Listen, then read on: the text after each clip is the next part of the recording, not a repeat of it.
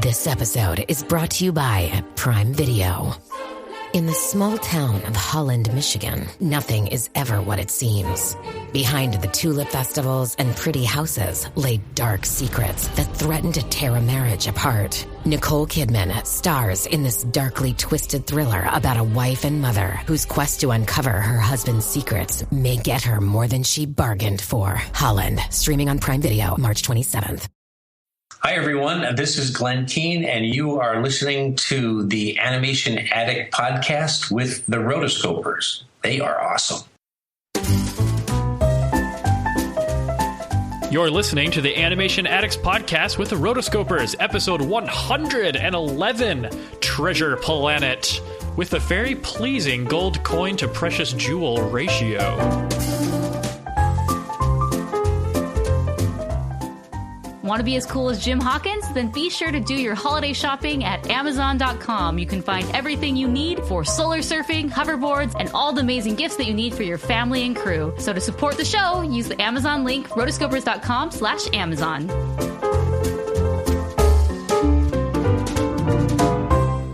Hello, and welcome to the Animation Addicts podcast, Disney, DreamWorks, Pixar, Don Bluth, and everything in between. I am your host, Morgan Stradling, and I am here with my lovely, amazing, time-traveling, space-traveling co-hosts, Chelsea Robson and Mason Smith. Say hello, guys.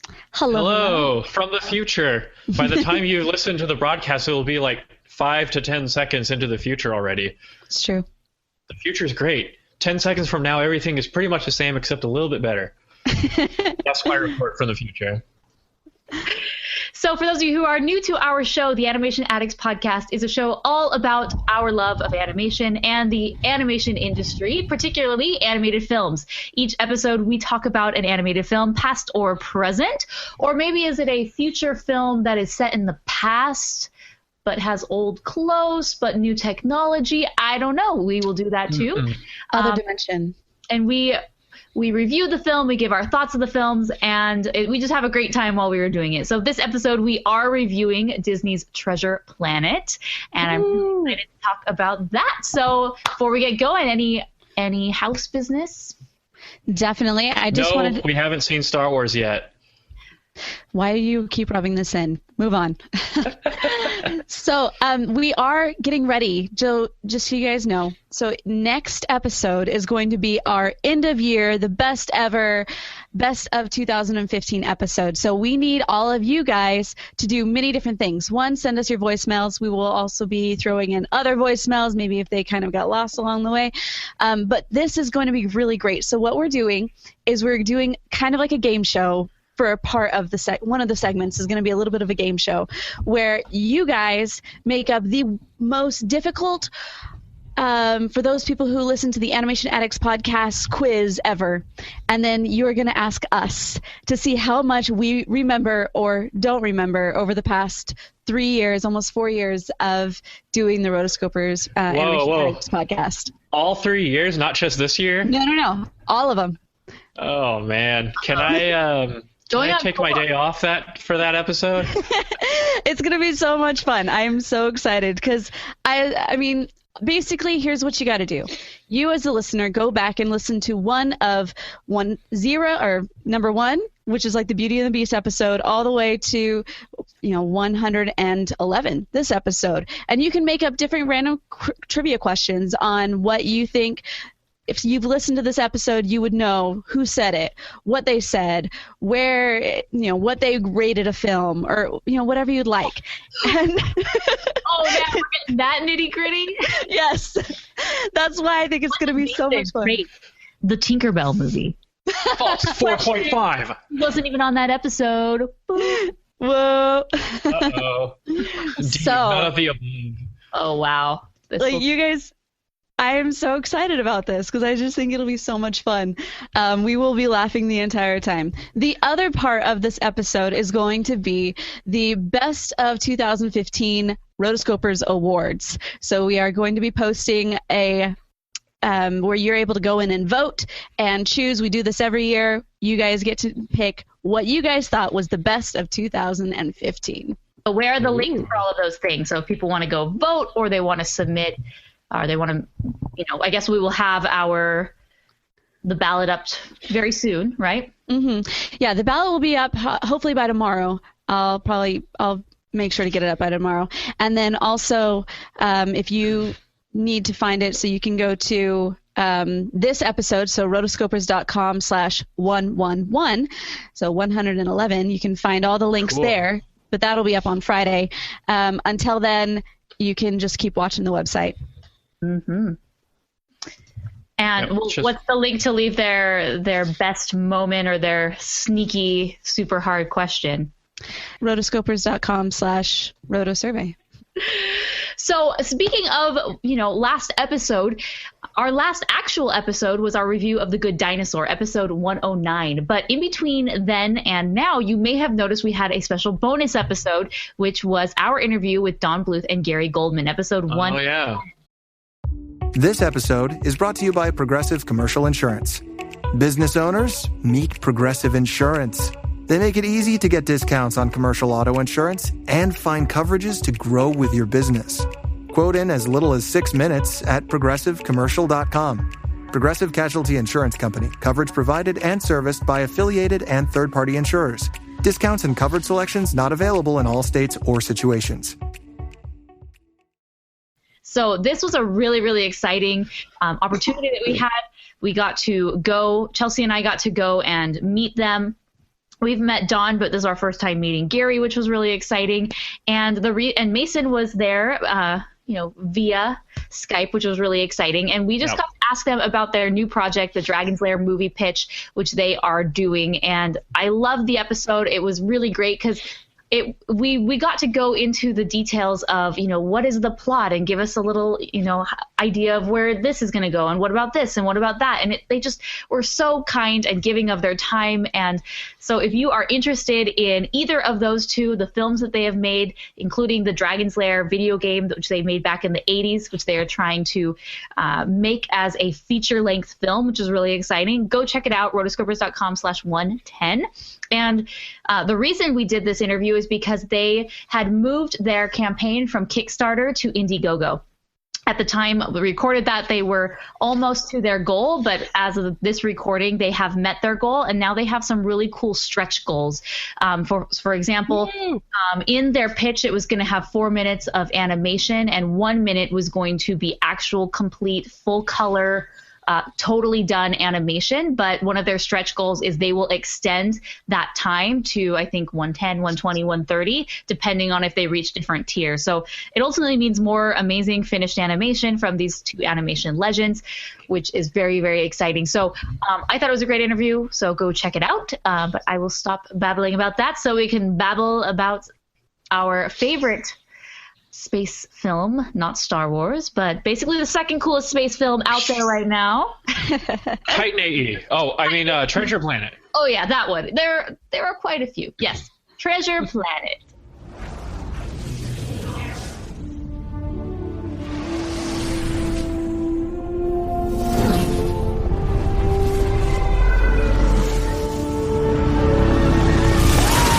Coming to theaters November 27th.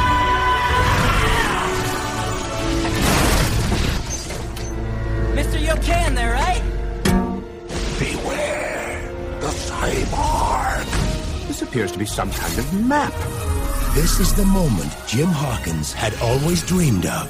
Whoa, Treasure Planet. Now, he's determined to go for it. This is my chance to set things right. I don't want to lose you. Make you proud.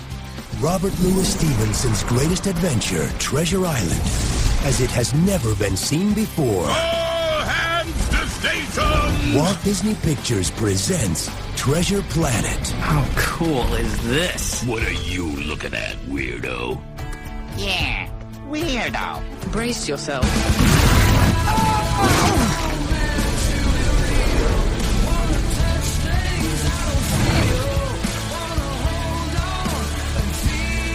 Oh, what a pleasure to meet you, Jimmy. It's Jim. And you are? I want to say Larry. He may be on a quest for gold. To make people see me a little different. Mr. Silver. Cyborg. But he better watch out for Silver. Change in plan, lads! Pirates on my ship! Oh, Mama. We move now! This isn't over yet. Sometimes courage can be the greatest treasure of all. You think a pup like you can take on the likes of me? Watch me.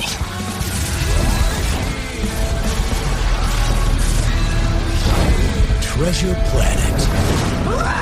Captain Flint? In the flesh! Except for skin, organs, or anything that resembles flesh. Treasure Planet 2002. I did not see this. This was actually, spoiler alert, this is the first time I've ever watched it. Me too. I'm a terrible person. Oh, I've seen it. 2002, I don't know what I was into around that time. I would have been like a sophomore in high school. See, I was... Lord knows what I was into at that point in time, so I guess it wasn't Treasure Planet. Yeah, it was. I was very confused as to why I didn't see this film because I'm pretty sure I saw every other animated film out there. So I was kind of disappointed in myself. But a little bit of general information on this. We got this information from Wikipedia as well as from Box Office Mojo. Most of it will be coming from there. Wikipedia at this point in time are looking for their annual donation. So I donated to Wikipedia, but every time I go, I'm like, ugh. I use you every day. Donate just $1 or $5. I should. I'm going to. You heard it first, guys. Just $1 for a cup. The price of a cup of coffee, a crappy cup of coffee for $1. I'll do 10. There you go. Yeah. Wow, Morgan is so charitable, everyone. It's so modest, screaming it out on the airwaves. Okay. All right, so the studio obviously was Walt Disney Feature Animation, and the directors were the amazing Ron Clements and John Musker. Ron and John, we love them. The release date was November 27th, 2002. Lilo and Stitch came out earlier that same year. Whoa. The budget for this film was $140 million. Whoa. Can we say, whoa, Scoob? Whoa. Like, wow, Scoob.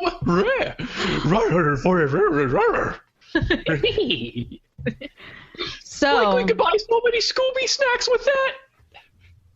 Sorry. Yes.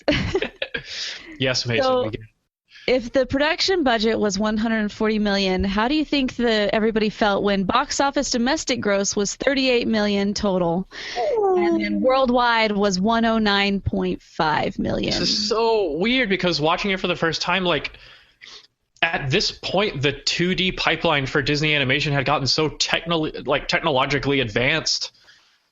Like super groundbreaking, amazing visuals, and then to have people respond this way must have been such a huge letdown. Again, this is 2002. I don't know where the heck my mind was at this point, but I don't know. I probably would have been pretty excited to see it when I was a kid. So just to put things into perspective, this film cost $140 million in 2002. Frozen, which came out over a decade later in 2013, also cost just a little bit more, $150 million. Wow.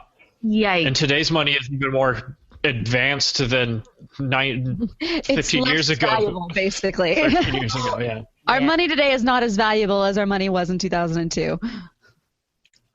Yeah, that's very true. Okay, so comparatively speaking, this was supposed to be like Frozen. This was supposed to be the Frozen of 2002, but it wasn't. Go purely by budget. Gosh, I don't even know where to begin in analyzing why it didn't do so well.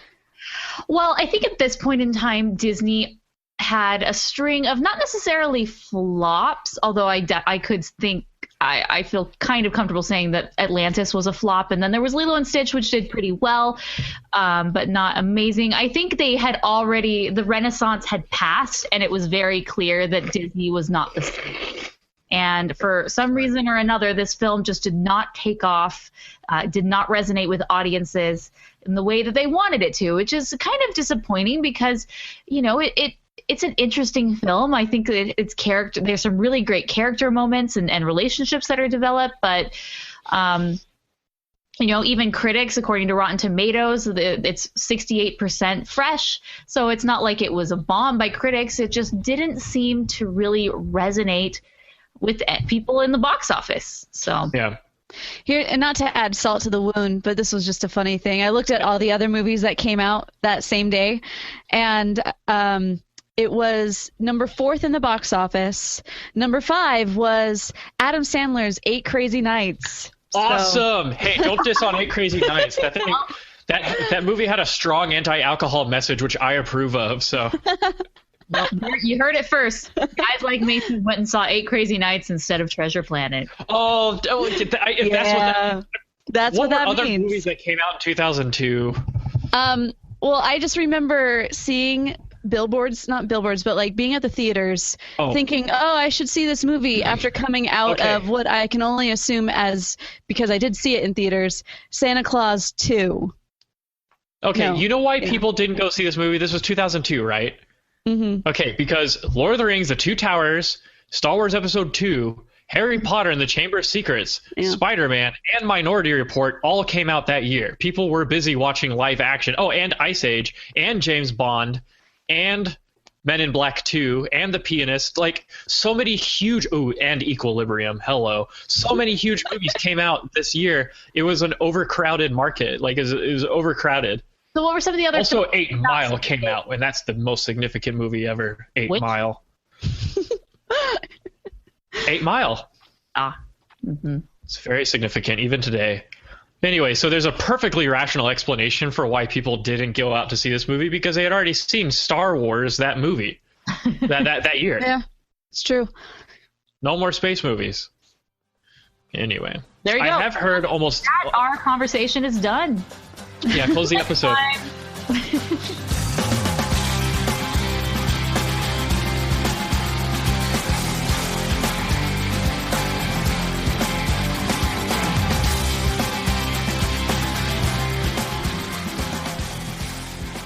People, almost everyone that we've mentioned this to that we're doing Treasure Planet have said that this movie is very highly underrated.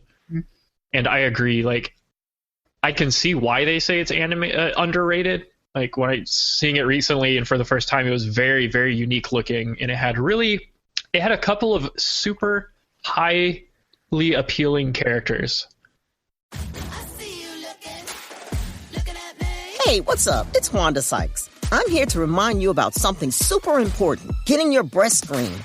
Because trust me, your breast health should be a priority.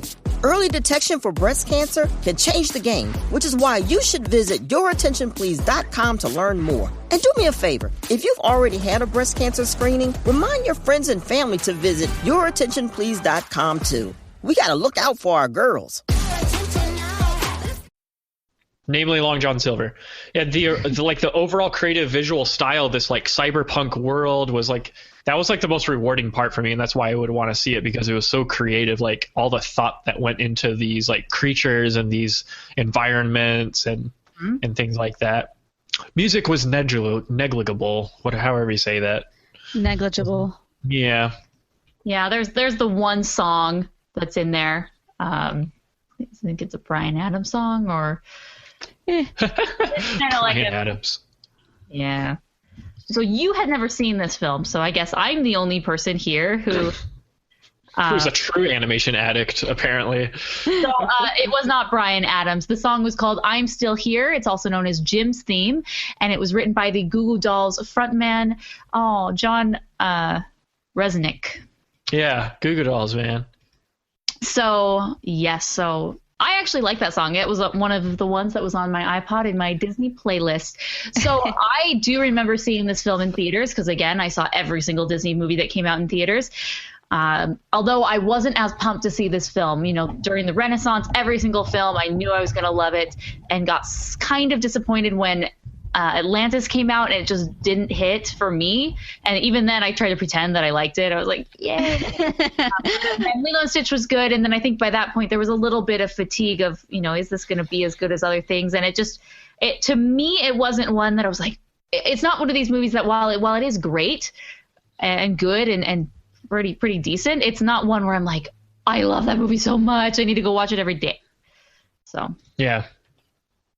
All right, so let's go into it. Let's go straight into the animation, because that's something that really sets this film apart, is its look, its design, different uses of animation. So what are your thoughts about that? I was totally blown away. So I thought Tarzan was technically advanced. Like, that's what I consider like a very technically advanced 2D animated film. Like, this one was amazing. Like, you had 2D animation, hand-drawn stuff, you had caps, you had deep canvas CG backgrounds, and it was all kind of moving together. You had CG backgrounds, and then you put on the deep canvas technique that they kind of pioneered for Tarzan. And like I said, it was like the technical pinnacle of Disney 2D animation pipeline. Like, the only time they got more advanced than this was, I guess, Paperman, and that's probably debatable, but that's kind of what comes to mind. And in my opinion, it was a vast improvement over Atlantis, although Atlantis is really good too. I enjoyed it. Mm-hmm. And I actually liked the human character animation more in Atlantis. I had some problems with Jim Hawkins. That fool's face was going all over the place.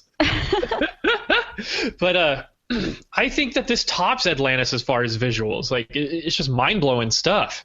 The windsurfer scene, like the very beginning when he goes off on his windsurfer and it just like glows, and it's like, I liked that one. That was cool. Yeah, people had kind of mentioned that this is during that era where people were loving to experiment with CGI, and by this point the experimentation had progressed quite a bit, and there was a lot more technical advancements, and a lot of the vehicles and ships and even the planet itself is CGI, and some people don't like it, but I personally didn't have any problem with it. I thought, like, from that very first scene where we're watching this storybook scene unfold, I thought it was pretty cool, and I thought that things kind of blended quite well. And even today, 13 years later, I wasn't totally distracted by it, and I just kind of thought that, yeah, I like the way that they did this. You can tell now that it's not as sophisticated, obviously, but I didn't have a problem with it. So did you? I didn't think it was distracting or anything. It was just more of took me back. It took me back to that time because, you looked at a lot of the movies that were coming around that time, late 90s, early 2000s. If they were 2D, a lot of them, most of them had these elements, thrown in there. And so it was just that the balance, they were really trying to find the balance between the CGI and the 2D animation thrown in there. So it wasn't necessarily that it bothered me, but it more just took me back, kind of like, oh yeah, I'm back in that time period right now. Back in the day. I like the cyberpunk style, kind of like you got cyborgs, but you also have like practical things like wooden ships. But underneath the wood, there's all this machinery. And people still wear like, petticoats and stuff. I don't know. Yes.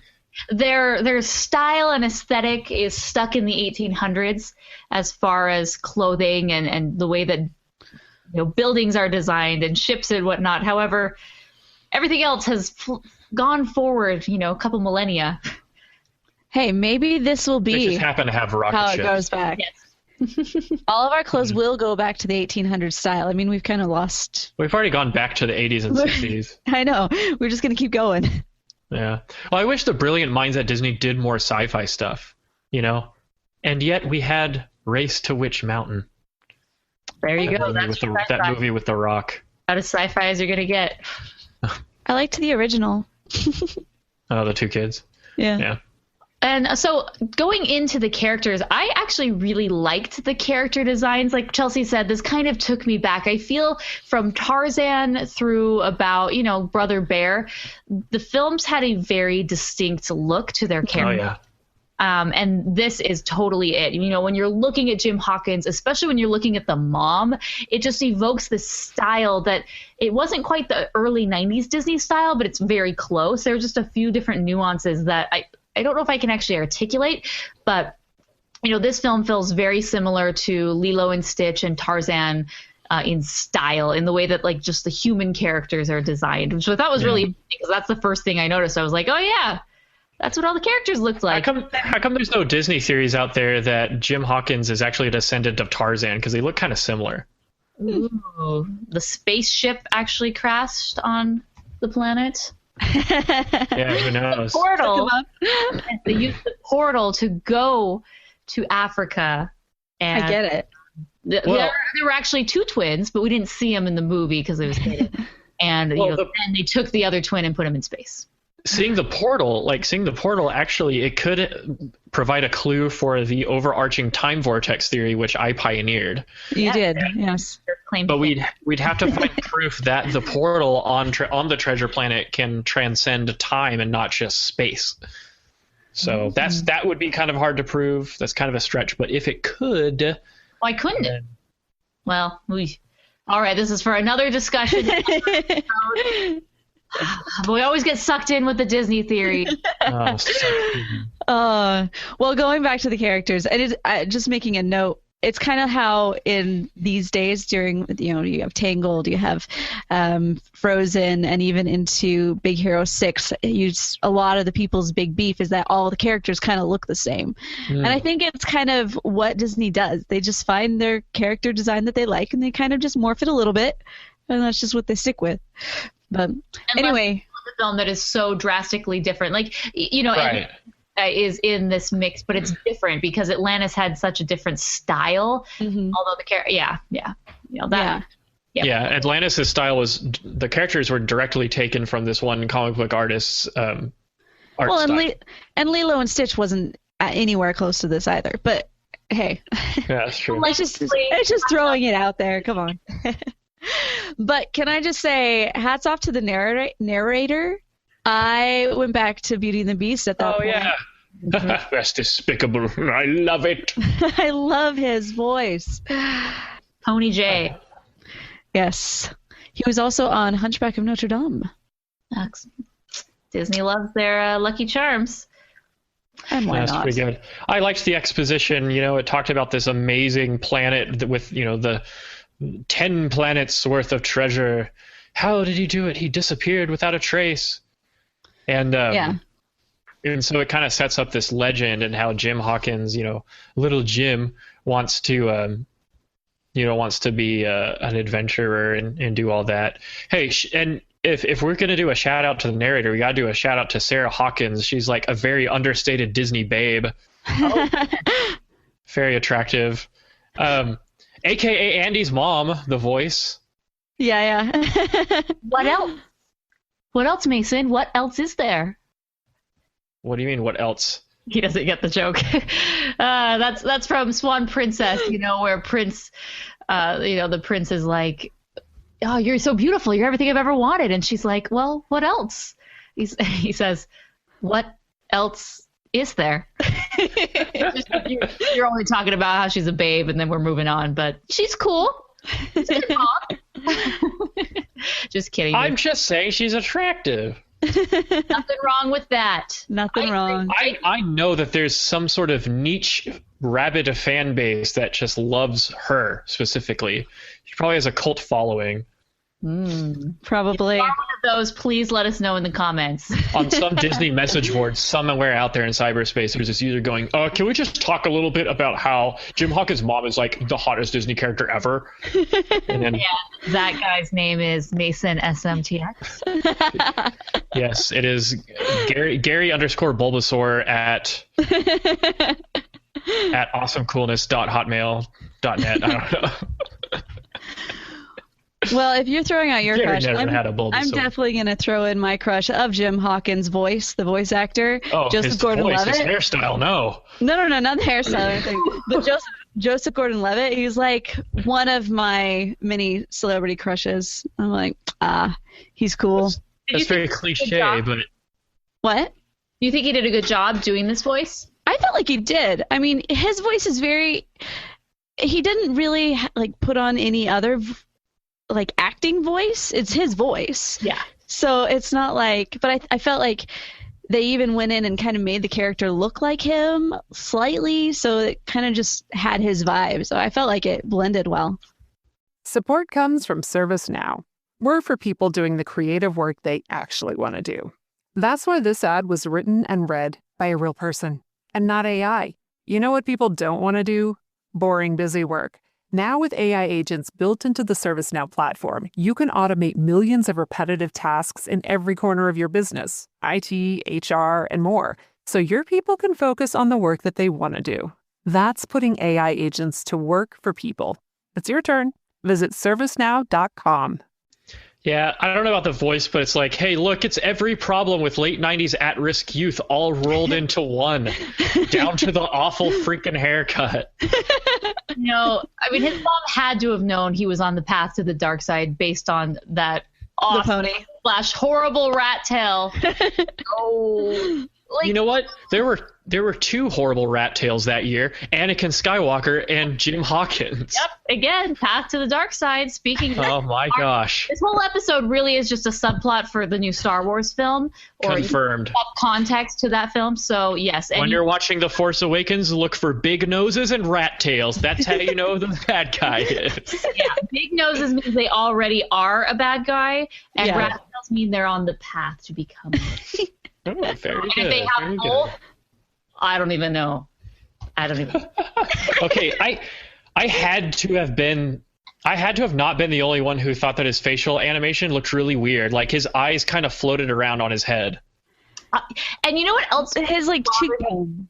I don't understand what that was. There was always a shadow either on either side, and I didn't know if it was shadow from his hair or if it was just like he was really tired all the time and had, bags under his eyes. But I thought it was incredibly distracting, personally, that I just had a hard time looking at him because I was staring at those little eye bags or shadow, or I don't know, maybe it was just a little flourish that they wanted to add to the character to make him look a bit haggard, but it didn't work for me. And none of the other characters had it. It wasn't like this was a stylistic choice to make him a little bit more, rough around the edges or tired and haggard. So I agree. I didn't necessarily notice the thing with his eyes that you said, but I feel all the other characters are very well animated, and I'm kind of I am disappointed that the actual lead, Jim, it seems to be the weakest.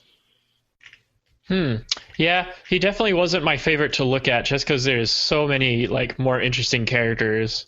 Yeah, I go back to, when Mason used to do his animation lessons from, the 12 principles of animation, we talked about character appeal. And as I was watching this film, I kept looking at the other characters like Amelia or Silver. And then I would look at Jim and be like, oh man, they have character appeal, and I think they're really cool. You don't have to be attractive to have character appeal. Oh, no, that's not the point. Yeah, right. Kind of supposed to be like this hunky young guy rebel, but Zach Morris type. Yes, but he lacks the character appeal that really connected me on that extra level. Yeah, I was rooting for the dog man and the dude with the robot arm. Speaking of dog man, Dr. Doppler was. Oh man, he's very closely tied with John Silver as my favorite character in this film. He was good. Everything came together with Dr. Doppler to make an extremely expressive and amazing performance in animation. My favorite, David Hyde Pierce. Yeah, David Hyde Pierce. He was very popular at the time. Was he not? One of my favorite moments was where they're like, "Are you the boy's father?" She's like, "Oh no, ew," and he was like, "What?" He's like, no. I just love all those nuances. Like he searches for words, and you can see his facial expressions change, and you visibly see him thinking and contemplating and doing all this stuff. And he's such a fun character for being the weak brainiac guy. Mm-hmm. And just to give you all an example, I guess, of how much work goes into making these characters. So if you look up you watch the credits and stuff, supervising animator was Sergio Pablos, who's done a ton of stuff with Disney. And then you have about 15 other artists bringing this one character to life. And these are just the animators. Dale Baer, who was the supervisor for Yzma, David Block, who started on Fox and the Hound, Roberto Espanto Domingo, Akemi Gutierrez, Tyke Lee, Tracy Mark Lee, Steve Lindsay, David Moses Pimentel, Nick Ranieri, who is the supervisor for Charlotte in Princess and the Frog, which deserves a mini clap because she was amazing. My favorite character. David Shear, Andrea Simonti, Juliet Stroud, Trevor Tamblin, Kimberly Moriki, Zamblick, and that's not even counting the digital ink and paint artists.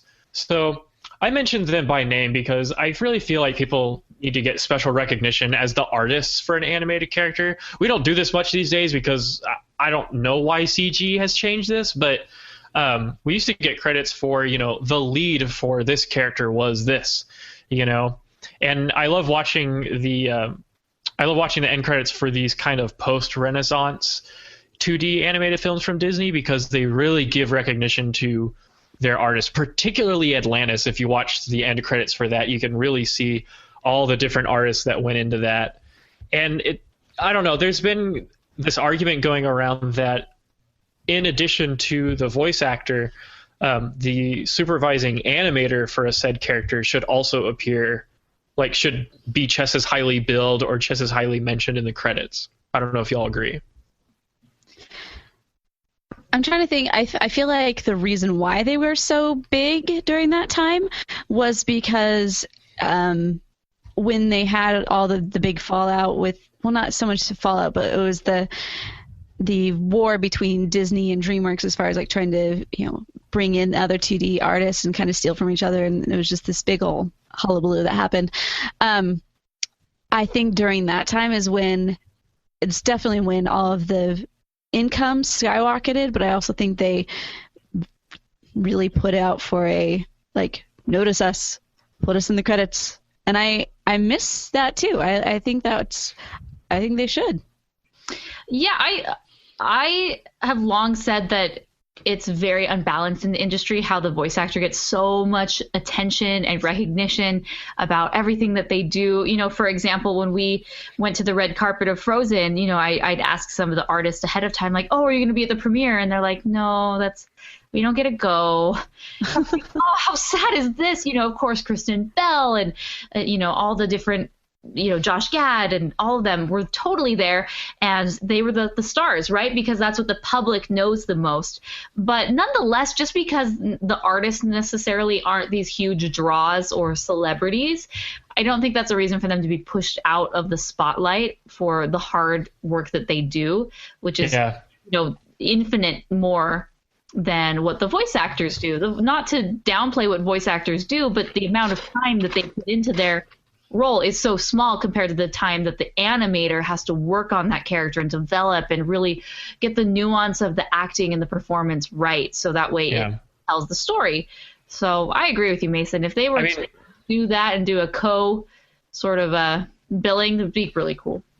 I know these artists aren't doing it for the fame, because like crews for these films, they get like BAFTAs and they go to the Annie Awards and they get, the crews get, production crew gets recognition for that. But I don't know. I just, if you're an animation fan, take the time to learn the names and like the craft of certain animators so that you can recognize their work in these films, because, in that way we can appreciate them, or we can appreciate that performance. Like how many of us know who like the lead animator was for Elsa, in Frozen? And that was such a huge film and such an amazing performance in Let It Go. Like, very few people know who that is. And, of course, movies like Tangled, we recognize that Glenn Keane did a lot of the visual development for that while he was director. And so, it's not that hard to find out. Like, I try to take the time to do this. When I saw, I think I told this story already, but when I went and saw Penguins of Madagascar, I looked up the animator for Dave the Octopus, because I thought Dave's performance was like mind blowing. Like, it was amazing. If you haven't seen Penguins of Madagascar, see it just for that, because Dave's animation is insane. So complicated. And I went out of my way to like look him up and tried to look him up on Twitter, and I think I sent him an email or something like that. But just do the extra work to show appreciation for the animators, not just the voice actors. There's my sit you on my lap and teach you the lesson for the day. Dang it, Jim! I'm an astronomer, not a doctor. I love it. Star Wars reference. I'm a doctor. No, that's Star Trek. That's Star Trek, honey. I know. I was trolling. Okay. I'm a doctor, but I'm not that kind of doctor. I have a doctorate, but it's not the same thing. You can't help people with a doctorate. You just sit there, and you're useless. Aw. That's when he's falling in love with the cat lady. Oh, cats and dogs and... Oh, I know. It's like, this movie is like that thing that Ringo was talking about. Oh, we've lost Morgan, so I could probably go on a long-winded rant. This is just like in Rango, where he's like, pretty soon dogs and cats are getting together and creating all sorts of mutant apparitions. I'm like, hey, that's what happened in this film. We had a whole bunch of cat dogs. Yeah. And so I love how all clear, Morgan. Oh yes, just random strangers knocking on, ringing the doorbell, and continuing. Oh, it's probably just the elders. But anyway, I who they were. It was a guy and a girl. Anyway, oh, the guy and a girl. Unless things have changed, that's not the case. Probably J-Dubs then. But yeah, I like the part where there's so many. I mean, there were so many good Doppler moments, and I don't know. I kind of like how he just becomes like part of the crew once like a lot of things happen. For some reason, Jim just tries to help this old turtle dude, and the turtle dude is like, "Cowabunga, man, take this. Don't let the cyborg have it." And then the cyborg shows up and then burns everything down. And so I like how Dr. Doppler has this like dope like laboratory / lounge / like astronomy lab, alchemy lab. He's got everything, man. Just science. Like his house is just science house. Well, and when we get onto the boat and we meet Captain Amelia and John Silver. All right, Captain Amelia, Emma Thompson. I think she did a great job. Nanny McPhee. Oh, she did amazing. She is her voice and her performance is just very appealing. Mm-hmm. Even though her character is this very unique cat-like. I have never seen a anthropomorphic cat like that. Who's amazing. Yeah, I love her character. You know, another character which we missed is Mr. Arrow. Oh.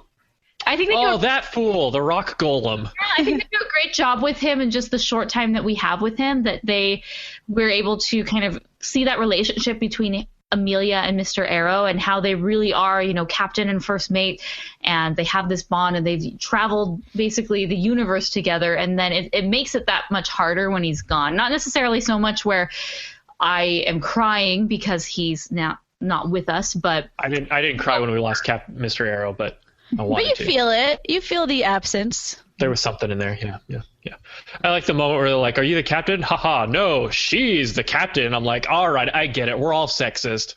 But like, you know, you don't need you can like the whole like strong independent female protagonist goes way back. Like, I guess there's a lot of hullabaloo about it now because we're very short-minded when it comes to watching movies, but I really, really liked the captain lady. She's in control of everything, and she's a know-it-all. I love how Dr. Doppler is established as the most intelligent person of the group until we meet Captain Amelia, or whatever her name is. Amelia. And Uncle Waldo waddles on board. Amelia!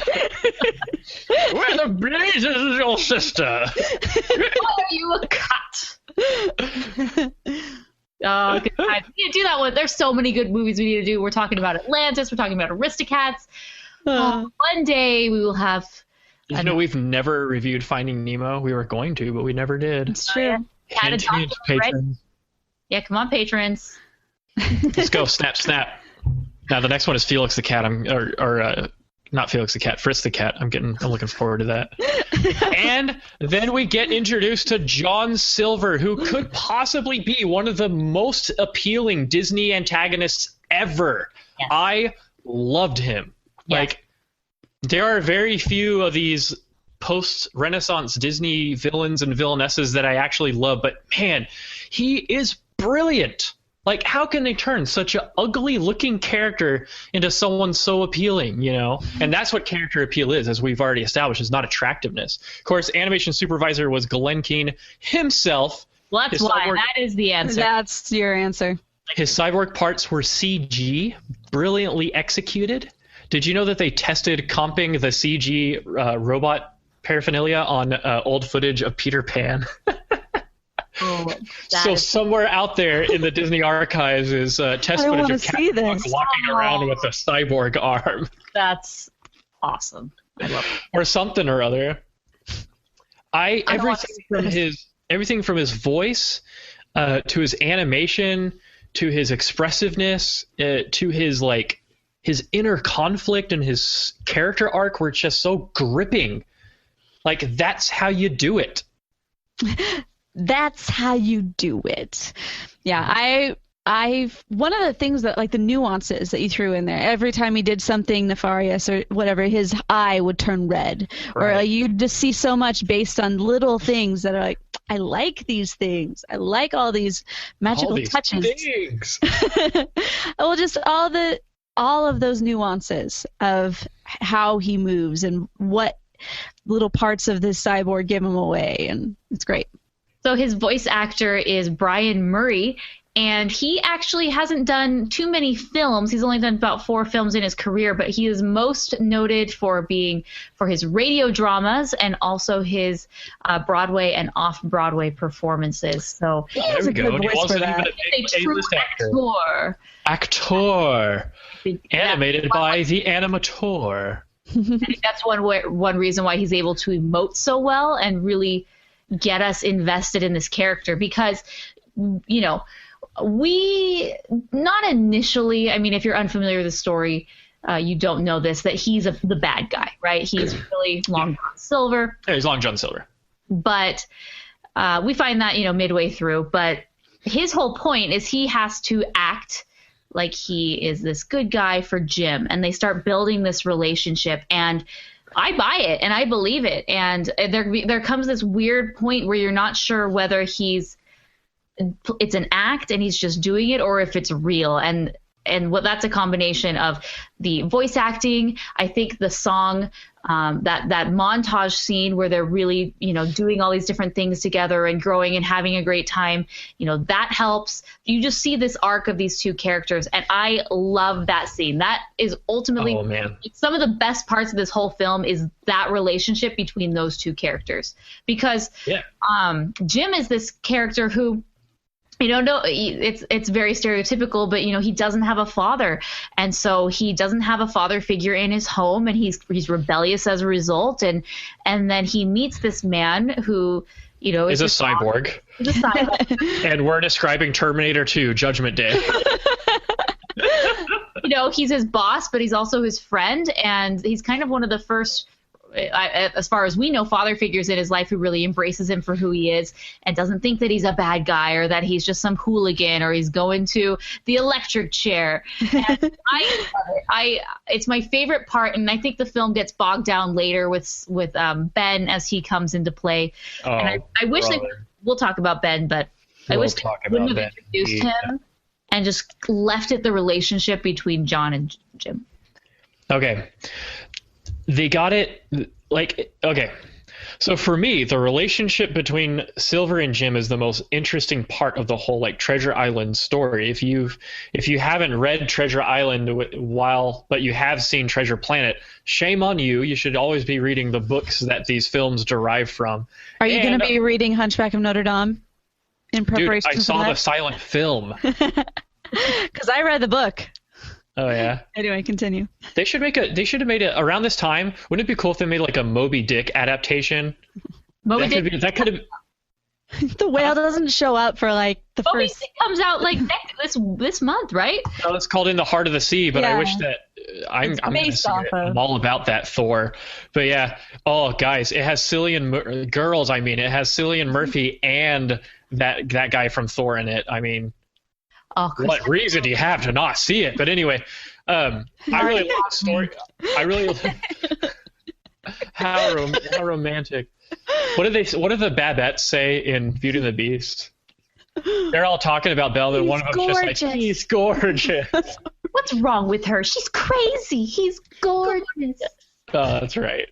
Anyway, yeah, so I wish, would it have been cool if these same Disney animators made a sequel to Treasure Planet, but it was Moby Dick, and we met another pirate captain who was basically cybernetic Captain Ahab, and they're after the sea whale. There are sea whales in this movie. Exactly, there were. It's like the windfish from Link's Awakening times 10. They're all over the place.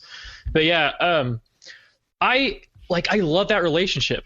Like, it's left a little ambiguous in the novel whether Silver like really came to see like Jim Hawkins as a son, But I really like the writer's treatment in this film. They pushed it further and gave it kind of this cool twist. Like the fact that such a villainous villain could develop a father and son relationship with one of the protagonists is so interesting to me. Like letting the villain struggle with an internal conflict is such an amazing way to build character appeal. Like Count Frollo comes to mind on Hunchback of Notre Dame. He had a huge internal conflict and he failed. But here's one who had a huge conflict and actually had a turnaround, kind of. Mm-hmm. And he didn't just like, if you saw Muppet Treasure Island, he is Jim's friend, but then he betrays him at the very end, and then he gets his comeuppance at the end, basically. But this one they leave totally open. That's not to say that totally focused, driven, evil bad guys can't be appealing as well, because then you have Scar and Ursula. It's just that it's a different kind of character appeal if you can accomplish such a conflicted character who is a bad guy. And I've said it multiple times on the podcast. I love the idea of an antagonist turning into the friend of the protagonist. Mm-hmm. You see it all the time in superhero films, Empower. Claire is practicing her breathing for her upcoming yoga retreat in Bali. Has she ever done yoga before? No. But Claire worked with Empower on her savings and investment strategy. She got good at money, so she can be a little bad. Empower. Invest well, live a little. Join our 19 million customers today at Empower.com. Past performance is not indicative of future returns. Investing involves risks. You may lose money. Advisory services are provided for a fee by Empower Advisor Group, LLC, EAG, a registered investment advisor with the Securities and Exchange Commission. Om Namaste. And stuff like that. And I don't know. I was just way into it. Like, how could you make the cyborg so heartwarming towards this kid? It takes certain talent. Silver, you gave up? Just a lifelong obsession, Jimbo. I'll get over it. I'll get over it. I felt like for him in that moment. I'm like, oh, I know. Right? Yeah. I believed it. I felt like there could have been a little bit more. I don't know. I kind of felt like I went in and I watched it again, and I think that they should have put in like the dad that went away at the very beginning opening scene. Like, I think they should have just made him like kind of there but not there, and then like later on have it like show how much he like broke the kid's heart. But then that's really creating a different storyline. Anyway, and then Jim blows him away with a blaster. Anyway. Like, I got a new dad and he's half robot. I did like the growth of how it moved, because there were moments where even at the very beginning you knew John was the bad guy. He was the cyborg. Beware of the cyborg. And so you knew that going into it, and he like twists it, and you're like, there is a little bit of something here, but then it's not. And I just want to say that the only part that I wasn't really a fan of were the clouds at the end. That was so cheesy. It was creeper. Oh, I was sitting here. He might as well have been winking at the end. Like the clouds should have winked. A little sun ray coming out of his laser eye. What does that even mean? I was like, wait, so does John have the ability to control the weather? He died, and he's in the clouds. He's like Mufasa. He's literally the Mufasa of this movie. I had no impression that he died. I thought he was just going to go on gallivanting, having more amazing adventures, being a pirate. So, yeah, and he shows up in the Moby Dick episode, the second movie, the Moby Dick inspired one. That was bizarre. Thank you for that, Chelsea, because that is... It was so weird. I'm going to make a gif of him just winking up in the clouds. Not at the end, he's like, remember who you are, Jimbo. At the very end. Jim Hawkins is like, you said you'd always be there for me. But you're not. It's because of me. It's all my fault. And then Ben's like, look harder. Oh my gosh. Okay, Ben. Let's talk about the two sidekicks. Morph. We totally skipped over the swarthy pirate crew who were all colored the same color palette. Yeah. I did not like them. Okay, so it seems like they were too monochrome. Yes, design was monochrome, yes, but I feel like sometimes in these space movies and whatnot, it's like, oh, well, we get to do aliens, so let's get really creative with the aliens. And an alien that's just a bunch of farts. Going back to character appeal, the characters that was just a head or just a body or just an arm or whatever, I thought that was appealing and unrealistic, and I did not like the pirates. And then you go back to this home planet, and those aliens are more or less bug-like, except for the humans that are totally 100% human and haven't evolved in any way, shape, or form. Everyone else has. I don't know. I just didn't love all of the miscellaneous characters and how they were designed. Mm-hmm. Except, the main ones I liked, but anyone who wasn't really like a name character per se, like the deckhands and whatnot, just were weird to me. I felt like they should have more or less aligned with how Amelia and how she was designed, and even Jim, and well, maybe not Jim since he was human, but you know what I mean. Like, I don't know. I did not like them, especially the ant guy with. Okay, how did Doppler not see it? It's like, yeah, we'll take those guys. They see the ant guy, sharpening his mandibles. He looks over, there's some dude loading a musket. It's like, we'll take them. They look like an upstanding crew, Who was the casting? Who did casting on this boat?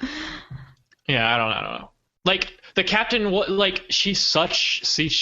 captain, Amelia, is such a, experienced seafarer. She didn't look at that crew and be like, no. Yeah. Yeah, guys, let me see your green cards. Yeah, no. It should have been. She should have. Like, there should have been a better screening, vetting process. Yeah.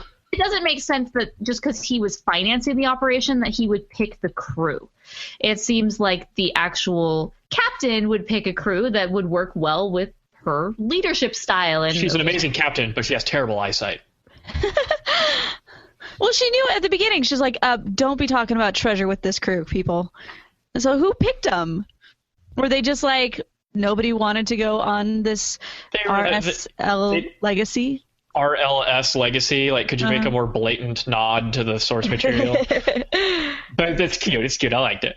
I don't know who did the vetting or the screening process with these guys, if they did interviews or if they were just the cheapest guys they could get. That may be it. That's probably what, yeah.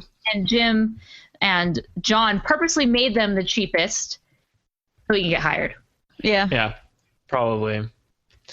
Yeah, so anyway, I thought the crew was okay. I pretty much passed them up. They're very freaky and very weird, and it's very obvious that they were bad guys. Yeah, right. The noses were huge on those. Oh my gosh, so many big noses. Anyway, and then and so the two lovable sidekicks, one of them not so lovable. I'll give you a hint. I love Morph, and I hate the other guy. I mean, Morph's annoying because he's like the monkey on Pirates of the Caribbean who steals everything and ruins everything like monkeys always do. But he had interesting animation. Like, for hand-drawn, that was pretty cool. Mm-hmm. And Ben, let's hear your rant on Ben, because I've heard you have a rant. Yeah, I guaranteed everyone at least a 5-minute rant on Ben, but I don't think y'all want to hear that. I don't want to be too negative. No, we're here. Go. Okay, here we go. I thought he was extremely annoying. And if he didn't have a sort of important role in the plot line, like, he would have been one of the more annoying sidekicks. Like, it's Martin Short, Of course he's going to be like this. Like, I don't know. And they did some technical stuff with him. Like, he was all CG, and he was mixed a little deep canvas style texturing, I presume. Like, technically he didn't work because, like, when you're drawing something, when it's hand drawn and like a character's limb goes towards the screen and stuff, they really exaggerate like that foreshortening, and then how big the proportions get relative to the viewing space. And it really doesn't work with CG unless you're doing certain special things with the camera, or unless your rig incorporates things for exaggeration. And so he didn't blend too well with the 2D animation. And so that's just technical nitpicking by Mason, and I'm sure there's some Disney artists who are listening to this being like, well, we didn't have the technology back then. So, this was 2002, But him and O from DreamWorks' Home should be in a fight of most annoying voice for an animated character. I can't think of many other characters Well, of course I can think of more characters that are annoying, but like topic for a wizard's duel. Oh, wizard's duel! Who could shout each other to madness quicker? Oh, from home. I just don't like that kid from Big Bang.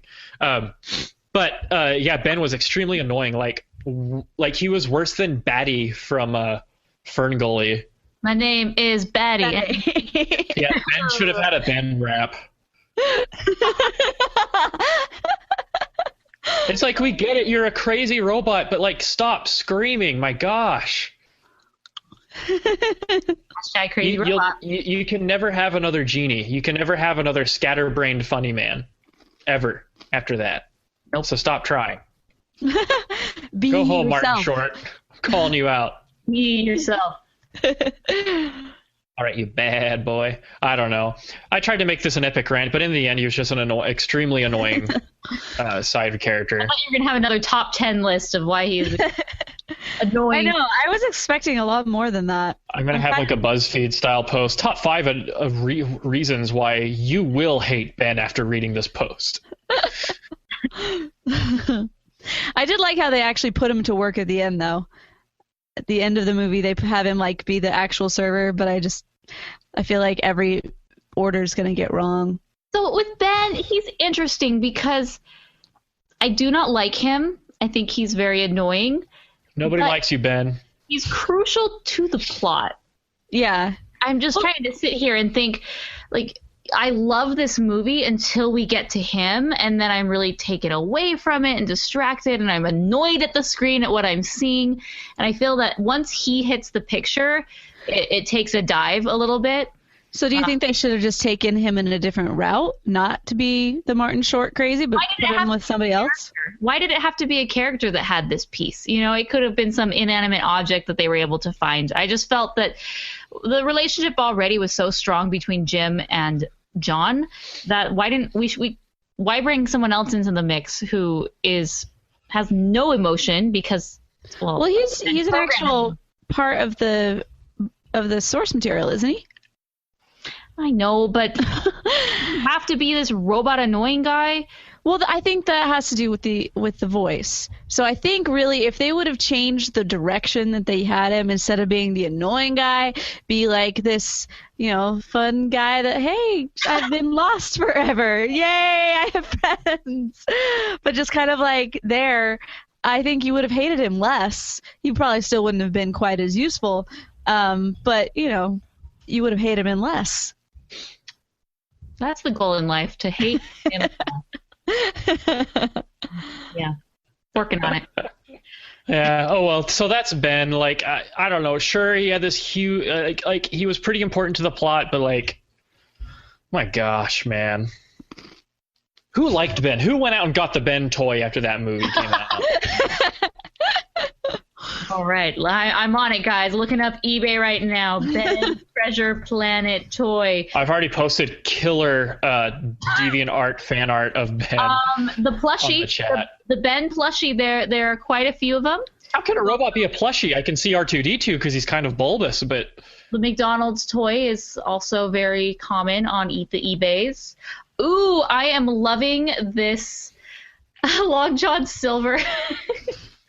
Is there a plushie for Long John Silver? Both of the chat rooms, and then also in the show notes. You can buy both. It is the most horrible thing in your life. It's very scary. He looks like a brown Shrek. Yep. And then Ben is like, I'm on drugs.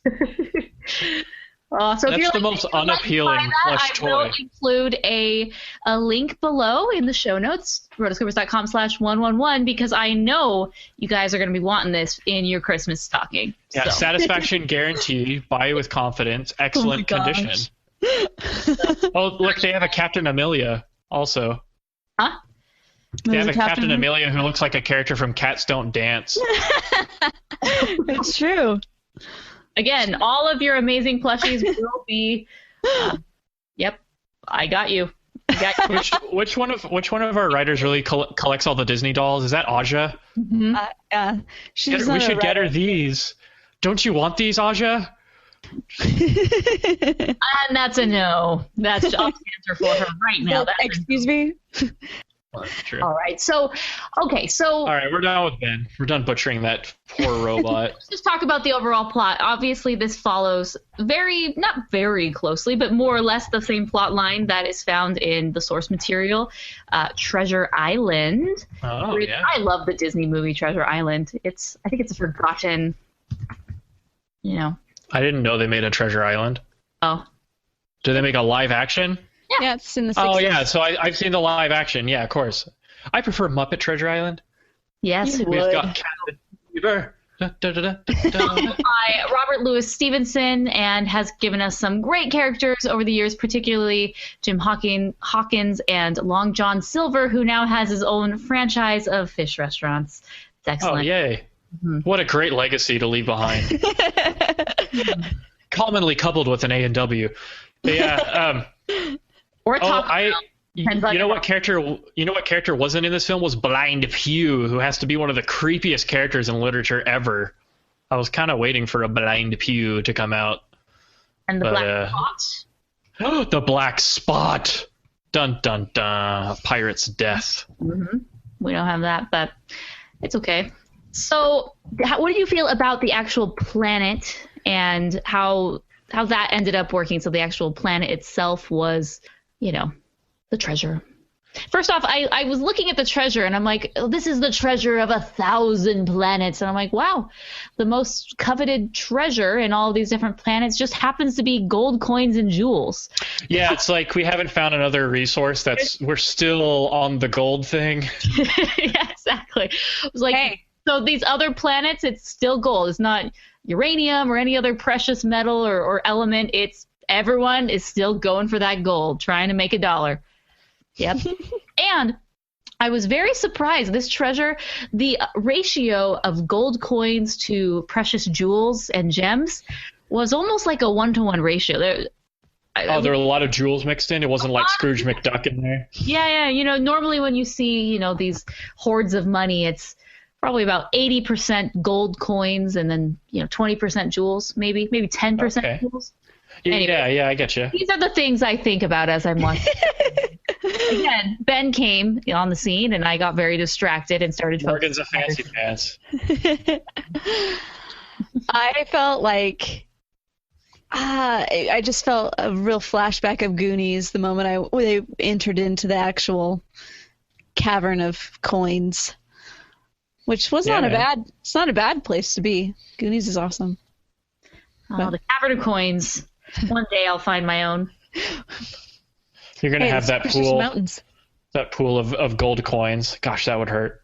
But anyway, yeah, so I kind of like the idea. I really like the idea, actually, of the portal that just goes back and forth between worlds, and possibly back and forth between time. Like, how do they get back, though? What do you mean, how do they get back?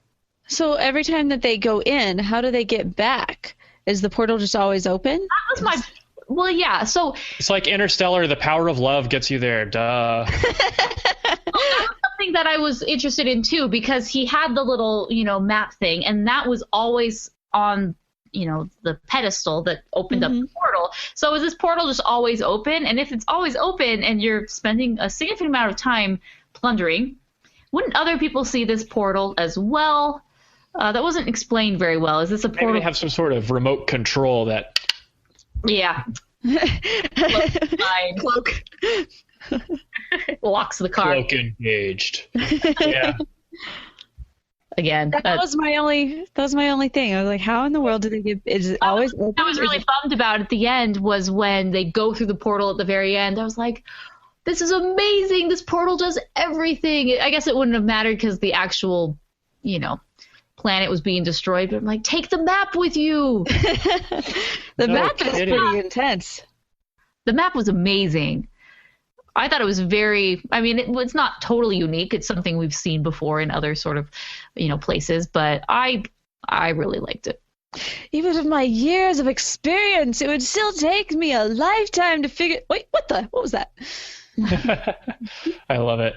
They never explain how Jim Hawkins just automatically knows how to do it, It's like those random kids that know how to do the Rubik's Cube. Smarts. It's like all he was totally doing. random. Oh, there we go. Yep. There's this one crew member who's like, we are going to need a bigger boat. I appreciated all of these little Jurassic Park. I'm just kidding. That's John. Troll. I'm kind of falling apart here at the end. I mean, the movie just kind of ends, Oh, no. There's a huge moment where John Silver has to choose between the lifetime of obsessing over the treasure and little Jim Hawkins. And I thought this was the part where I was like, he's going to betray him. Just watch. And then it didn't happen. He helped him out and became Cloud John Silver. And so became Long John Nimbus. Cumulus Silver.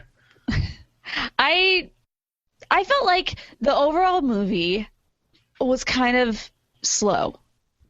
And so like getting toward this end part, it was just kind of, I was engaged, but not as much as I wanted to be. Like I was there, but I wasn't like loving every moment of it. Yeah, a lot of the book is about the journey to the island, I think, and all the intrigue and stuff. It loses a lot of its steam once they actually hit the island, which is kind of unfortunate because that's the whole point. It should be the most exciting, but it wasn't. Exciting was actually the journey.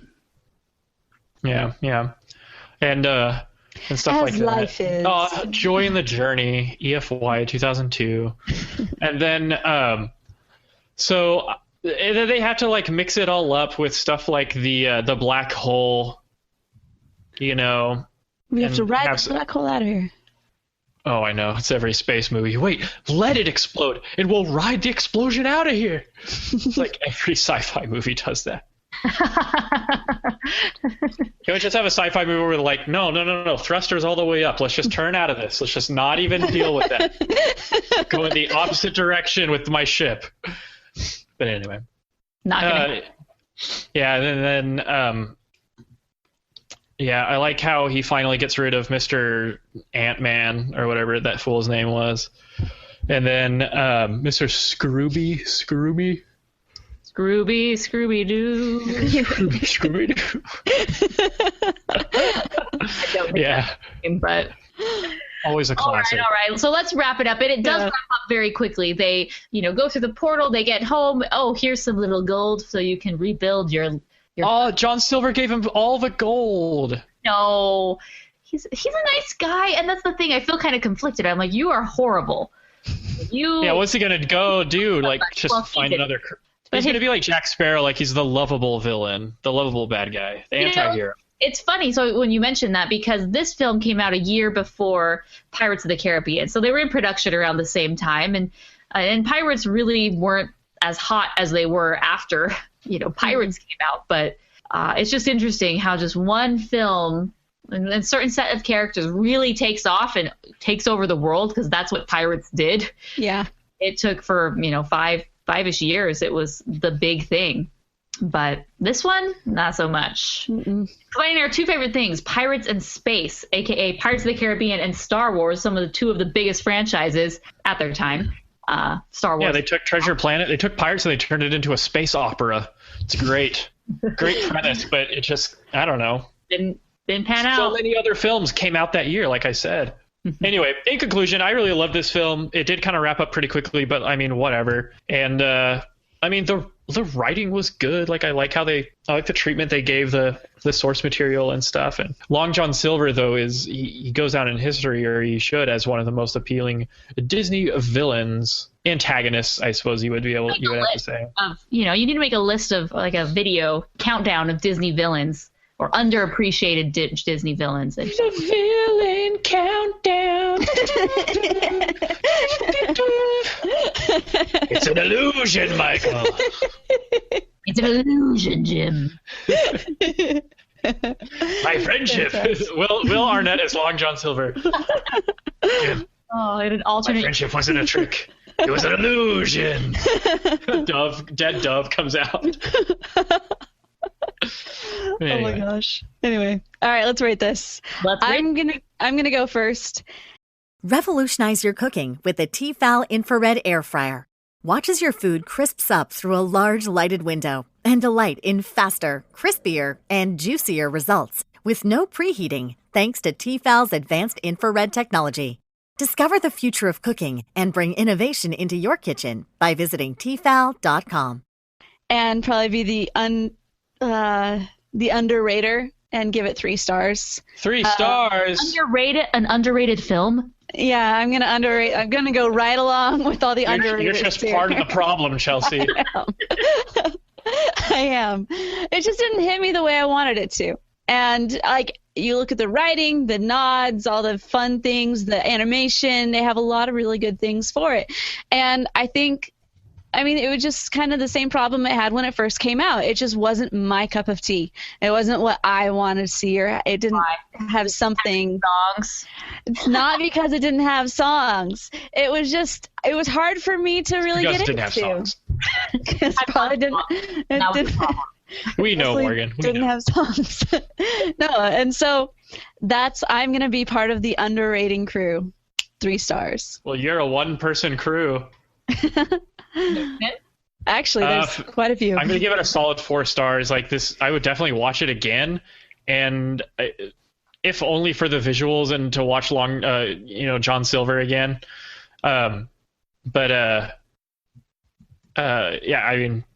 Pretty great film. I really enjoyed it. I think I actually liked it more than Atlantis. I like the first half of Atlantis better than the second half of Atlantis. This movie, I liked the whole thing, except for Ben. For Ben. Except for Ben. And that is as you should. Okay, I greatly appreciate C-3PO now after seeing Ben. Like, Ben has replaced C-3PO as world's most annoying robot. They're both metal men. But they're from 2 different worlds. We need to do a ranking of annoying talking robots. So C-3PO is suit motion. Well, no, he would not be included. But basically, the Iron Giant, we have Ben, and I'm sure there's other robots in animation who are, special. So, okay, I am going to give it 3.5 stars. I really liked this film, but not enough to go back and watch it frequently. The beginning really is the most exciting for me, and that relationship between Jim and John is my favorite. And I felt it wrapped up very nicely. I don't feel that they just stopped, exploring their relationship, but I get distracted once Ben comes around. And they did a really great job with those characters. So kudos to Ron and John, because Ron and John, Jim and John, there's so many. They really did a great job with this. Unfortunately, there's just certain elements that didn't stick very well. I think the animation itself is fine and beautiful, except for Jim. Suspiciously, I'm not quite sure why his character just doesn't seem to fit in with the rest, including the weird background characters. Anyways, I digress. 3.5 stars.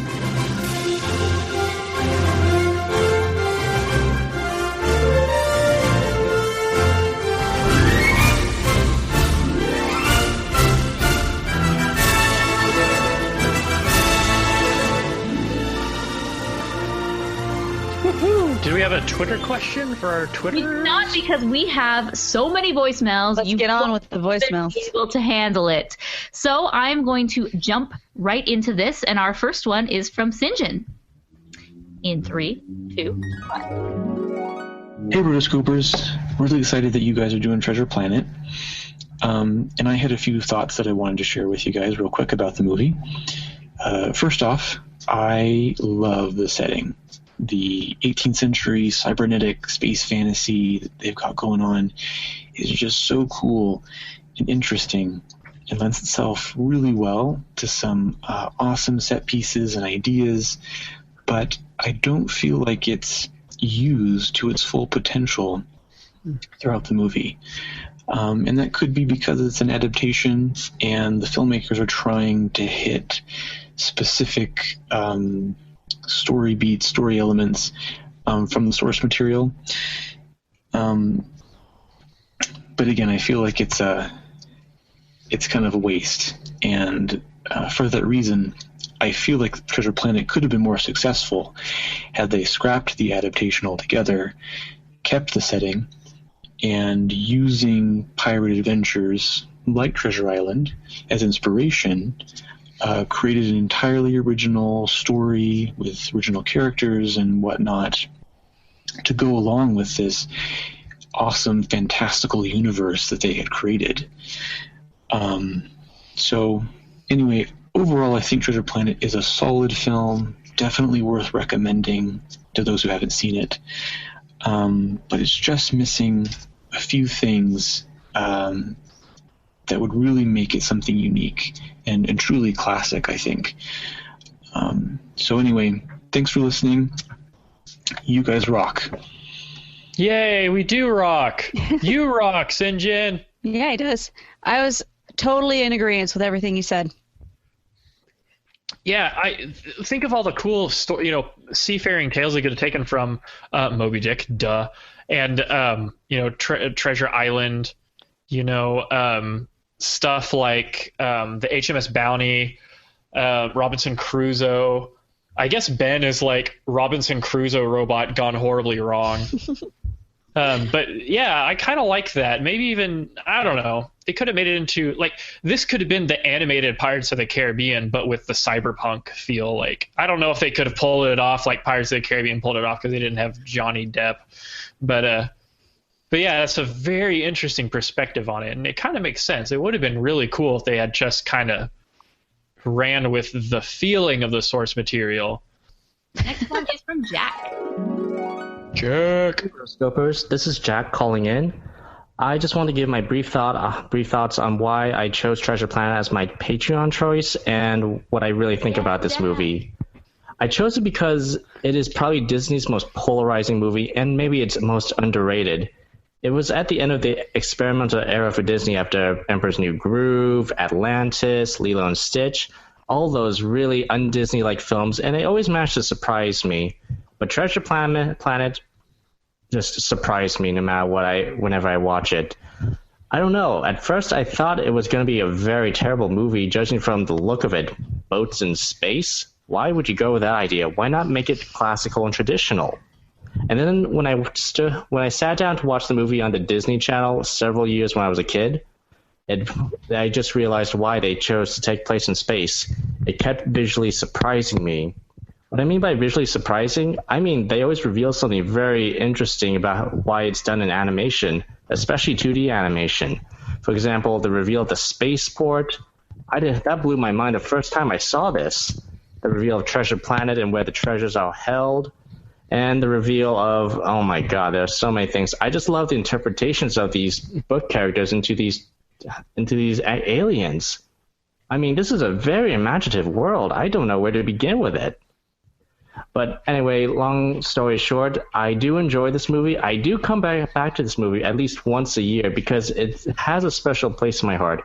It appeals to the steampunk in me. It appeals to the sci-fi weirdness.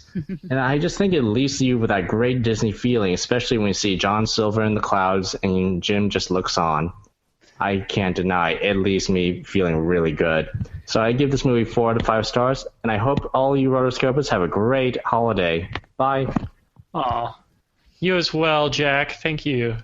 Thanks for being a patron. It was his choice to do this film, and I'm really glad that we did, because I think on our own we wouldn't have selected this one, as soon for a while. Right, for a long time. I love when we do these underrated films or these films, I think of Cats Don't Dance and Treasure Planet. It's nice to go back to them and discuss. So thank you, Jack, and thank you for your support. Our next one is from Matthew. Hey, Rotoscopers. My name's Matthew. I'm from Melbourne, Australia. G'day, mate. Isn't related to this week's movie review. I'm just curious to know if you guys listen to any other podcasts besides the Animation Addicts podcast, and if so, what are they? And yeah, that's it. Thanks. All right, guys. What other podcasts do you listen to? I listen to the Bancroft Brothers animation podcasts. They always have really good interviews going on. I appreciate their inputs because they're both have been in with the company and doing animation on their own for so long. That's always a really good one. Also, Talking Tunes with Rob Paulson. Whenever that one, sometimes I'll get in my mode of a of Talking Tunes with him. Those are really the only podcasts, though, that I listen to.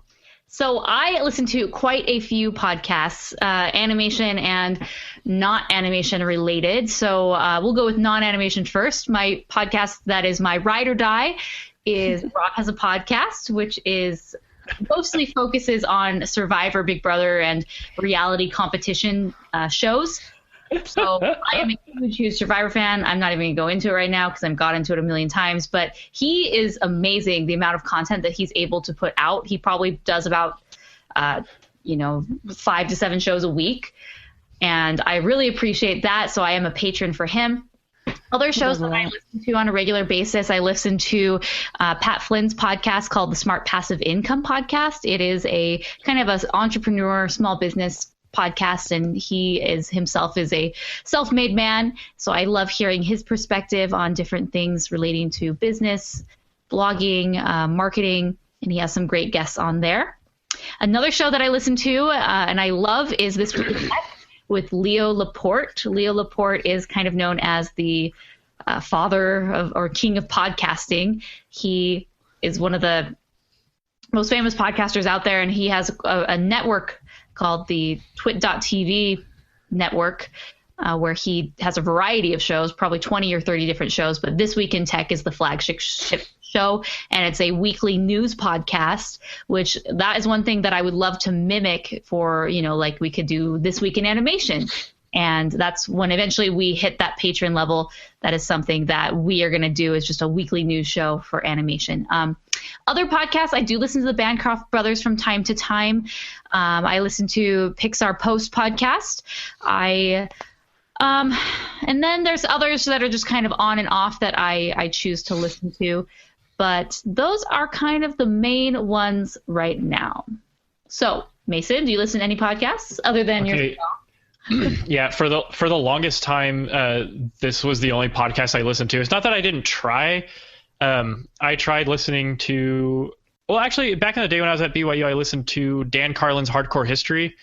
This is kind of boring and nerdy, but he has a very gripping style that, at least in the early days, I used him as a crutch as far as like radio persona style. For this podcast, and so he was kind of an inspiration for me. He's very intense and he has a very great voice. Of course, This American Life, Freakonomics, I used to listen to them a lot. And then when we started producing this podcast, this was really the only podcast I listened to for a while. I tried Kaiju Cast because I'm a Godzilla fan, but I didn't like them. And I don't know. I'm more of a music. What? They're supposed to. What? Kaiju Cast is supposed to be the authoritative Godzilla fan podcast out there, and I was really disappointed. Maybe I just caught a bad episode, but I just didn't do it. No, I'm so narcissistic that I pretty much only listen to us, but as far as animation goes. But outside of animation, there are a couple of shows on YouTube that run for a long time that I listen to. One of them is Coast to Coast AM. Of course, I'm never up in time to listen to Coast AM or Ground Zeroes, stuff like that. So I catch them on YouTube. And then The Scariest Movie Ever is a YouTube account that I like. He's kind of one of those nut job Illuminati conspiracy theorists, and he's pretty entertaining. And then he did like a 15-minute episode analyzing the Taco Bell logo and why it points to the Illuminati and why Taco Bell is part of the Illuminati. I kid you not, it was an entire episode dedicated to Taco Bell and its branding. That's so creative. Like, if you can do that, then you've got me. You've got it. But yeah, that's pretty much it as far as podcasts. I'm kind of an oddball when it comes to that. Cool. My biggest inspiration for like my radio persona on this show and like my personal style is just talking to actual professionals and hearing them actually talk on interviews and stuff like that. Like, I want to play the part of someone who loves animation and loves talking about it. And so I listen to animators and artists talk about their craft a lot. And that's definitely a huge component of, I guess, my energy on the podcast. Oh. I'd like to think that I'm energetic on this show. Also, WDW Radio, Lou Mangello, awesome. He puts on a fantastic show. Oh, isn't he great? Mm-hmm. My gosh, I was so humbled by his skill. Yeah. Like you never think of this show as skill based or whatever, but like if you go back to our first couple episodes, like I don't think I had the confidence in the flow that I have now. Of course, now I can just ramble on, like it gets me in trouble sometimes. But Lou Mangello was just podcasting circles around us, and it was awesome to learn from him and to participate with him on the Peter Pan episode. All right, our next voicemail is from AJ. Or sorry, we have a lot of voicemails, but it's not from AJ. It's from MJ. I'll stop rambling. Hello everyone, I'm really excited you're talking about Treasure Planet, one of my all-time favourite movies. It's an interesting Disney movie because it is sometimes underrated. Not everyone's heard of it, but people who have, they usually love it. I personally love everything about it, from the animation style, the whole mix of old and new technology. They didn't go too out there with the Treasure Island story, but what always stays with me the most is Jim as a character. They perfectly captured that confused time in your life where you just feel completely lost and you really feel for Jim, you really understand him. And even beyond that, how can you not love the relationship with John Silver, this surrogate father who's not all, he's not exactly perfect. And I feel there's a bit of Jack Sparrow influence in there where you're never quite sure where his loyalties lie. But you can tell he loves Jim. And that speech he gives, where he's trying to uplift Jim, you'll rattle the stars one day, that always gets me to my core. So, I'm so glad you finally talked about this movie. Thanks, guys. Yay, MJ. Yay. I take it from your accent that you're from Alabama. She is one of our patrons as well. Woohoo. So going on, we are going to Rachel. Hi, Rotoscopers. It's Rachel. And Treasure Planet is a really interesting one for me because it's one that I want to like because it's so artistically ambitious. But once you get used to the style, I find it to be really slow and kind of boring. It just doesn't do it for me. And so, I don't know, I was just curious if you guys had any ones like that's classic, it's supposed to be, you want to like it, but it just doesn't work for you. And thanks. Rachel has such great questions. She's always super introspective, and she loves movies. You should definitely check out her blog. Let's see. But so while I look that up, so I don't mess it up, what do you guys think? Are there any movies that are considered classic or awesome, and you just can't get into it? Oh man, there was one recently. I'll think about it. I feel like there are a lot of them. The one that comes up here a little bit is Ratatouille. Mm-hmm. I just can't get into it. Ratatouille, huh? That's really interesting. And The Incredibles. I'm sorry. Shun me. The Incredibles? Yeah, I know. Keep going. Just. So Rachel, her blog is 54disneyreviews.com. I just wanted to make sure that I got that correct, where she's basically reviewing every single Disney film, but she also has. Yep. Anyways, that's what it is. Go, Mason. Man, what was a film that was like a huge letdown for me? This is my film journal. I record every film that I watch in it. No, I'm serious. You are amazing. Wow. It's great. And I have a whole pocket full of ticket stubs back here.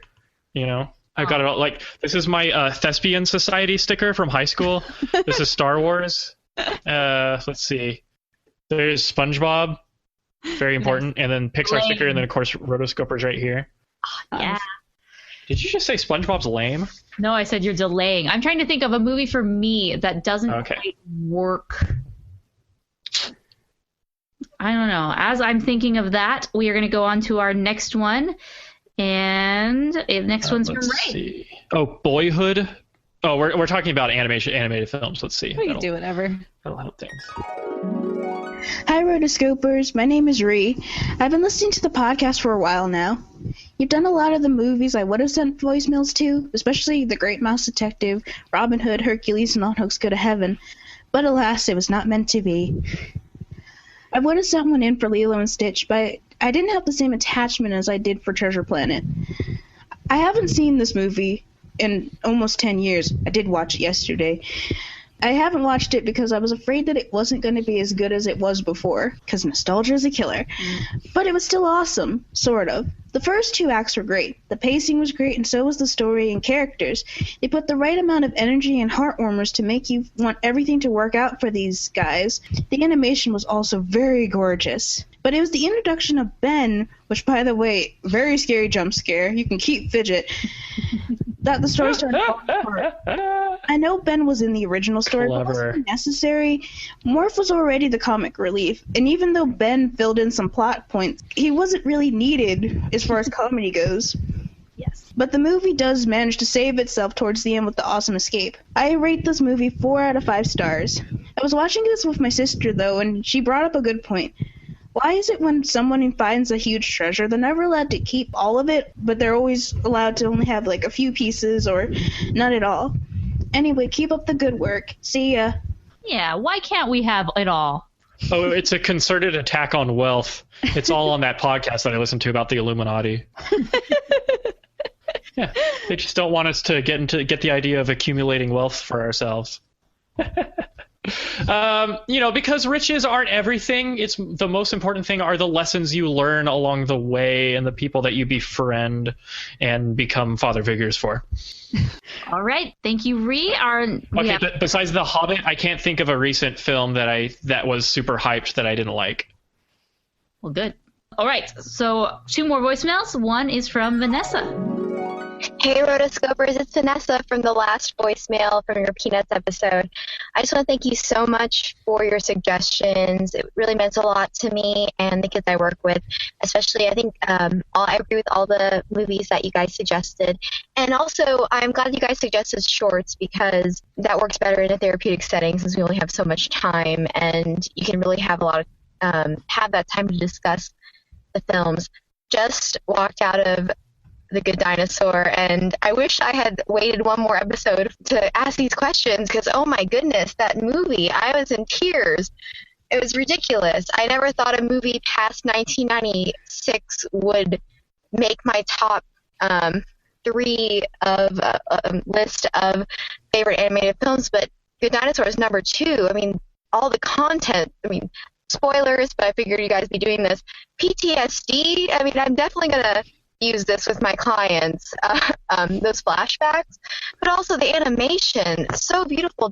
I couldn't get enough of the water and the leaves. I definitely was the last person in the theater to who left the theater because I was just looking at the credits and even looking at the light and the water and the leaves. Oh my goodness! But thank you so much for for answering my voicemail.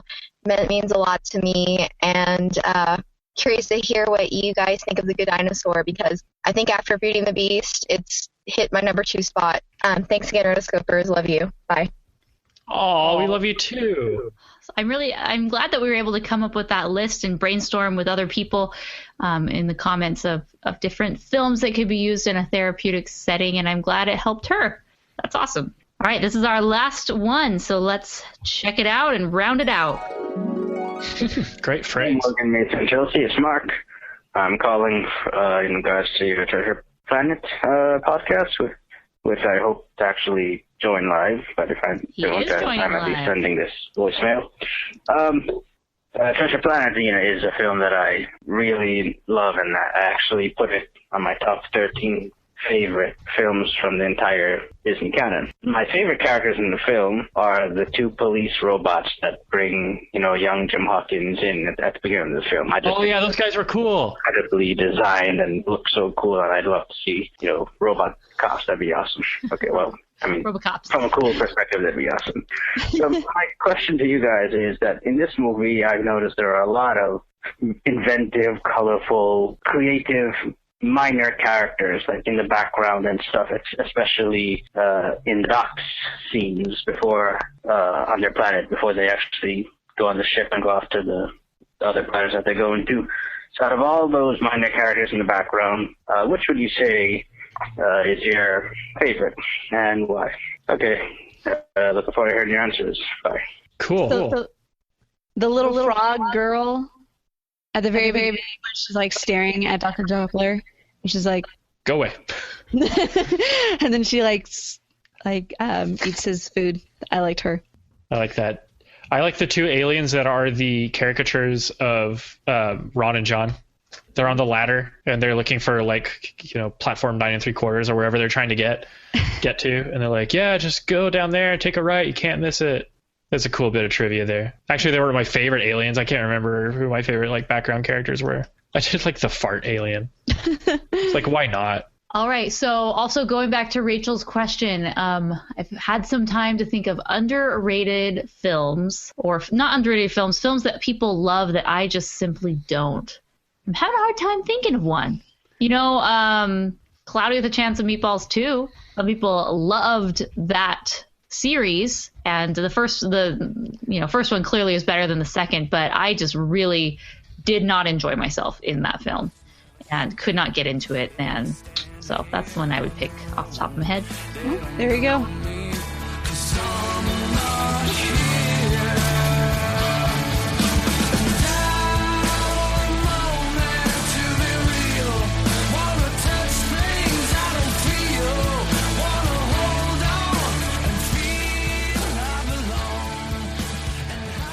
With that, we are done with this episode. Morgan's calling it. We are rounding the horn. So we have done an awesome, year of animated films. We launched our Patreon this year. We've really expanded the show in ways that we hadn't been able to do before. We're doing a lot more live shows. Well, we didn't ever do live shows, so that's a first. And we're also doing a lot more newly released animated films. So I'm really excited. I think 2015 has been a great year for the podcast and for the show, for the website, and for the community. So thank you so much for being a part of this. We love the Rotoscopers community and everyone that we have met along the way and we get to interact with. So thank you for being you. And this is our last movie review of the year. Our next episode, as Chelsea mentioned, is going to be this, fun-filled 2015 episode. Be sure to send us your questions. So if you have a favorite moment, or just listening to a random episode, just send us a few questions. So you just go to that form, rotoscopers.com/rotosurvey, and I will make sure that none of us look at the results. We'll have someone else on the team put this together for us, and then when we do that episode in 2 weeks, we will release it as a survey that you can take, hopefully before you watch the episode as well. So that way everyone can be on fair territory and whatnot. So Morgan, you sound like a robot. Am I being a robot right now? You're a cyborg. Beware the cyborg. Beware the cyborg. I thought I fooled you guys. You're back. Yeah. Send us your voicemails if you want. Go to rotoscopers.com/voicemails, or you can call 406-646-6575. Make sure to check out all of the information for this episode at rotoscopers.com/111. And hey, make sure to check out the Rotoscopers store. We still have t-shirts, people. I want to get rid of these. So since we want to get rid of them, we are cutting the price. What? Again. We're going to cut them. They're going to be $7. There you go. All t-shirts, $7. Wow. The judgment is decided. So if you want a Roto shirt, definitely pick one up before the end of the year. I will make sure that I go in and update the price so you guys can all enjoy that, and we will ship you those shirts. So enjoy. And thank you for being a listener. We love you guys so much. I'm so excited for next year. We have so many awesome films on the docket. Like we said, our next episode is going to be a special episode. We're not going to be reviewing a film. We're just going to be having a lot of fun. But then after that, we will be reviewing The Box Trolls. So that is another patron choice, as usual. And then we'll probably be by that point, we'll be going into some more newly released animated films. So Kung Fu Panda 3 comes out in January, so that will be coming up pretty soon after that. But stay tuned. To the bottom of the website, there is a little box right there that lets you know when we're recording, what days we're recording, and what day it is the new episodes are coming out. So for all of those things, go to rotoscopers.com/111 and then scroll all the way down to the bottom. Yep. And of course, we want to thank our patrons. We wouldn't even been doing this movie on this video glorious live broadcast format without our patrons. And have you been thinking about Christmas and what you could give the Rotoscopers for Christmas? Do you ever feel like every month could be Christmas? Well, there's one way you can give a Christmas gift to the Rotoscopers every month as if it was Christmas every month. And that's by becoming a Rotoscopers patron. Like, honestly, you get awesome Roto perks. We have our own Facebook group, and it's super secret and it's super fun. And you get a say in what we review. And so in all seriousness, we really, really appreciate, the lifeblood of the Rotoscopers podcast. And that is our awesome listeners and our patrons who help make this possible. And so please consider being a supporter and, make this a Christmas gift to us or a Christmas gift to yourself. Think of what you're going to get out of it. That's really what they should think about. It's your birthday gift to me. I'm so happy. All right, guys, make sure to get those surveys in. We're so excited about that. Until next time, my name is Chelsea. I'm Morgan. And I'm Mason. And we are the Rotoscopers.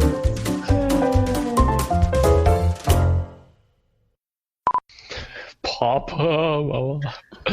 Papa, can you hear me? I haven't recorded that song. People don't even know what we're cracking up about. I know. Did we talk about that in the 100th episode? Oh, it was when we were periscoping. When I came over in July to Phoenix. Rotorama, number 1. Yeah, Rotoroma. It was almost we almost had it in Rome.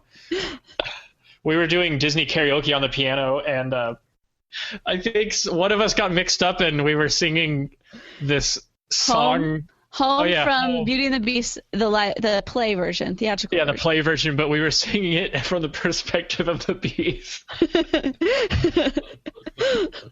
I don't know why we find it so funny still. It's funny. I had to make the choice. But Papa, I must but I cannot to lose my freedom in this way, you monster. Again, it adds a whole other level. Himself in the mirror. A whole other level and dimension. The beast turns into this huge diva.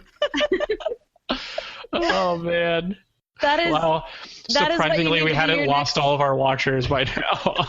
They're like, yeah. For your next YouTube video, you need to do that. Okay. Does the beast sing in Beauty? Yeah, he does. They sing the duet. Uh-huh. She shuddered at my paw. And in the Enchanted Christmas special, he sings even more. Ooh. Don't even get me started. Actually, I do like Forte. He's a formidable villain. And do a Christmas movie this year, guys. I know. We can do a bonus episode. How about that? Maybe. Yeah. All right. Yeah, maybe. All right. Just go watch the Rotoscopers Christmas special.